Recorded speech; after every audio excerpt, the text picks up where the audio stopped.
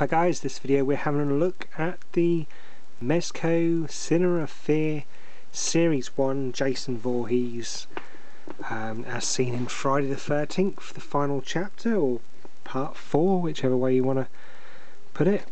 I do still think it's a bit funny, they're still calling it the final chapter even now, okay, and the intentions at the time were that it was the final chapter, but obviously we quite well know that it isn't or wasn't, so they might as well just call it part 4 really, but because it's kind of a bit weird if you're still collecting them, or you're watching the films and you're watching the final chapter and then obviously you watch part 5, so a new beginning. Anyway, enough about the politics of the films.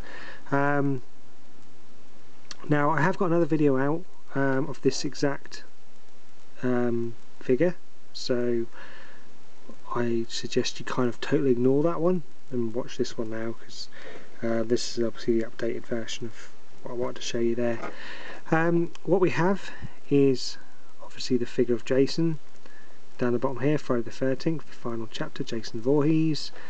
We can clearly see a machete, a meat cleaver, alternate head, alternate hand, and the axe, and of course the tombstone down there. On the side, the movie posters of the other films from this series being the Texas Chainsaw Massacre, the Texas Chainsaw Massacre 2, A Nightmare on Elm Street 3, Dream Warriors, and Friday the 13th, the final chapter. So that's the front of the packaging, nothing on the side, nothing on that side, and on the back we have 2007, the date on it, obviously Freddy there from A Nightmare on Elm Street 3, Dream Warriors, Jason Voorhees, Leatherface, and Chop Top. Obviously Mezco, New Line Cinema, blah blah blah, and all the gumph on there. So that is the figure in packet. Very hard figure to get hold of, to be honest. You will struggle getting hold of this guy at a reasonable price. To be honest, quite some of the prices these figures are going for are absolutely ridiculous, to be honest, and was the reason that I'm not buying this figure, or I wasn't buying this figure. Not only was I not too keen on the Mezco figures, I just wasn't really impressed with what I had seen with regard to the cost. You know, there might be problems with the NECA ones, but you're kind of paying for what you get, and you know, to be honest, I think you pay, you get a bit more than what you pay, to be honest. With the Mezcos, I weren't too sure, to be honest. I always thought they were a bit too cartoony, and I wasn't too amazed by what you got for the price, to be honest. But I gotta be honest with you, I do like them. I'm just gonna move this camera down a little bit. I gotta be honest with you, I'm quite impressed with them, seeing them in actual figure form. I was quite happy to wait until all the NECA brought out all the figures. I can't deny that. But once I got one of these guys, I just got it on a fluke, got it for a cheap price on eBay, and I kind of then thought from then on, actually these aren't too bad, so I'll give these a go. If I can get them at a sensible price, I'll get them. But let's have a look at the figure itself. Obviously I will do a complete Mezco comparison, and you know, I'll even do a NECA Mezco comparison as well video, but this figure itself, quite impressed with it, to be honest. Obviously this was with Ted White as Jason in this one. The colours I think are a bit too dark. Obviously we've got the brown trousers and the very dark blue shirt, and a white t-shirt, or dirty white t-shirt I should say, on underneath. I think they're obviously a lot, well, colours are quite a bit different, or a lot lighter, to be honest, on the actual film version of him. The shoes, I think they're good, a good, shoe on there, to be honest. 2007. Sorry, just look on the bottom there. Mezco stamped on the bottom there. And it's not too bad detail, to be honest. There's obviously the blood going across the chest here. Bit of blood on the hand and on the hockey mask there from the end of the last film, or I should say part 3, with the old axe mark in there. And articulation wise, it has got quite a fair bit of articulation, especially when you consider how they've held back on the articulation when we're talking on the part 6 and especially the Jason Goes to Hell Jason. But he does kind of have this sort of leany back, one leg forward, one leg back forward stance going on. But it's quite good because you've got a fair bit, well, I say a fair bit, you've got some articulation going on there, so we're not too hindered, to be honest. It doesn't have any holes in the bottom of the feet for you to be able to put stands on or anything. But what we have is like a ratchet joint in the knees, hinge there, there's nothing in the foot. A rotation in the hip there. We've got a ball joint in the waist, but very limited rotation. You've got the obviously ball joint there, but rotation wise there's virtually nothing there. We've got a ball joint in the shoulder, and again that's sort of ratchety as well, but you've got all the articulation you need there. A ratchet joint in the elbow, and swivel and full rotation in the wrists, and of course a ball joint in the head. So there's plenty of articulation going on there. Like I say, the detail's pretty cool. I can't fault it, to be honest. Let's have a look at Jason himself. Now this for me is where the figure is let down, to be honest. I don't know how well that's coming across on camera. It's quite cartoony.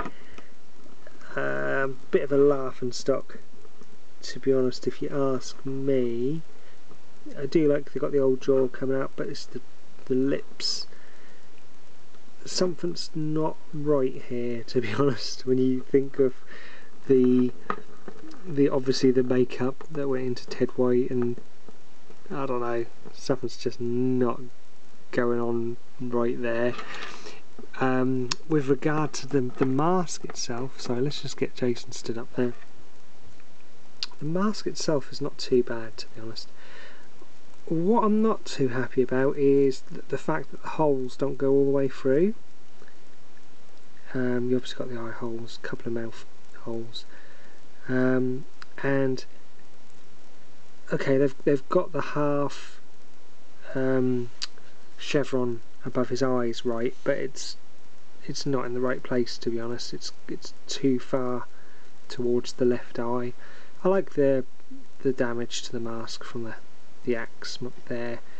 Oops. And these Mezco masks are always a bit of a mess inside, to be honest. No love's gone into that. Strap's good. Happy with the strap on there. But I don't feel that a lot of love's gone into the making of the mask. And obviously the mask is very important with regard to the figure. But it sits on there nicely. Very, very easy to get on and off. It looks really good on. So yeah, I'm not going to complain too much, to be honest, about that. You have quite a few accessories that come with him. Main one being, which I absolutely love, is Pamela Voorhees' tombstone. I know it's a bit weird how, they obviously pull up nearby it, and as they pull off, the camera pans into her tombstone just sitting at the side of the road. But I like having this. I like the fact they've included this, and you obviously wonder who actually went to the effort of getting Pamela's body and burying it and sorting out the funeral arrangements and everything and doing her a tombstone and all this. But I quite like the fact that this is added to it, to be honest.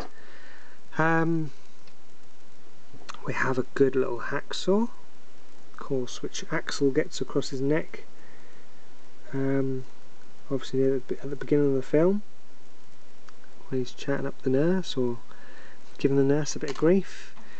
We have the meat cleaver, which for me was one of the best kills of the film, to be honest. Obviously Crispin Glover gets it to his face, or Jimmy I should say, the character Jimmy. We also have the axe, which the girl Sarah ends up at the end of, and a machete, which I'm just looking at. This isn't the machete that comes with it, to be honest. There's a bigger machete that comes with this. Let's grab the one in packet. Yeah, sorry, I grabbed the wrong machete. There's a bigger machete that comes with the one in packet. I think that's from the part 3. My mistake. He also comes with a battle damaged head, which has got the slit in the side there, which I'll use this machete, which you can obviously put on there, a la the Necker one, which obviously does a good job of doing the same thing.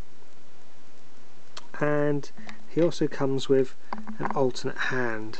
Now this is obviously where he gets the machete through his hand, which I thought was another cool part of the film. And I think it's probably because it's the wrong machete, as this isn't working properly. And you know, I like the fact that Mezco have actually done this and added this. It just gives it a little bit extra. Yeah, they put a bit of thought into that. You can see obviously Jason's black fingernails on there as well. So I'm just going to take 2 seconds to swap his head over to show how easy that is as well. There's no trouble there whatsoever. I haven't actually put the mask on this head. Yeah, works just the same. But obviously if you're going to have the battle damaged head, you don't really want the mask on. So you'll probably want the machete in the side of his head. And I'll just swap the hands over. Now for me, swapping these hands over, that's just a pin waiting to break, to be honest. So I wouldn't swap these around too often. Got to be honest with you. I'm going to have them in this battle damaged look, so that's the last time that's swapping over. But it's easy to do, but I just think that's a peg waiting to break, to be honest. So that's obviously a look at the Jason battle damaged there. Oops, sorry. And just to show you, see the weapons come in his hands. There's his meat cleaver there. So that is our Jason Voorhees battle damaged version from the final chapter. Mezco's Cinema of Fear, Jason Voorhees. Just do show you a quick comparison of the faces there. So they are different sculpts, to be honest. As in, no, I'm actually going to say no. They are, because the cheekbone's different. Yeah, they are separate sculpts. They're not the same head with just a big gouge put in the side of it. They are actual different heads, to be honest. I prefer the blood version one, and obviously you don't really want the mask on with that version as well. So like I say, I love the fact that we got Pamela Voorhees' tombstone there. Looks good obviously with the part 6 Jason Voorhees tombstone. But anyway, as always guys, thanks for watching. Obviously appreciate all your comments, subscriptions, and I'll catch you guys all again soon. Take care, thanks so much, bye bye.